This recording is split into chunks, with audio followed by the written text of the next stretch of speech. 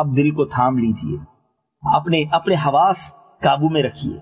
اب میں آپ کو وہ حدیث سنانے جا رہا ہوں جس میں خود نبی پاک علیہ الصلوۃ والسلام نے اپنے امتیوں کو اپنے ہی دیدار کی تعلیم عطا فرمائی ہے کہ اگر میری زیارت کرنا چاہتے ہو تو یہ وظیفہ کرنا ہے۔ اب غور سے سنیے، حضرت ابن عباس رضی اللہ تعالیٰ عنہ سے مروی ہے، رسول اللہ صلی اللہ تعالیٰ علیہ وسلم نے فرمایا، جو مومن جمعے کی رات 2 رکعت اس طرح پڑھے کہ ہر رکعت میں 25 مرتبہ قل هو اللہ احد، یہ پوری سورہ فاتحہ کے بعد پڑھے، یعنی 2 رکعتیں پڑھنی ہے، پہلی رکعت میں سورہ فاتحہ اور 25 بار قل هو اللہ شریف، دوسری رکعت میں بھی سورہ فاتحہ اور 25 بار قل هو اللہ شریف۔ پھر میرے آقا فرماتے ہیں پھر 1000 مرتبہ یہ درود پڑھے۔ اب یہ درود اسکرین پر بھی آپ دیکھیں گے، اللہم صلی علی محمد النبی الامی،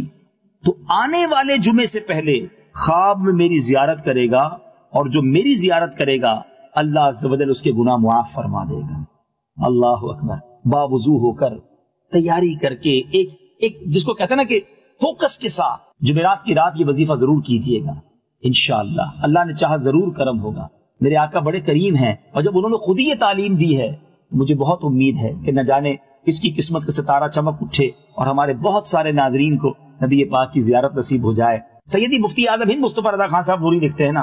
کچھ ایسا کر دے میرے کردگار آنکھوں میں، ہمیشہ نقش رہے روئے یار آنکھوں میں، انہیں نہ دیکھا تو کس کام کی ہیں یہ آنکھیں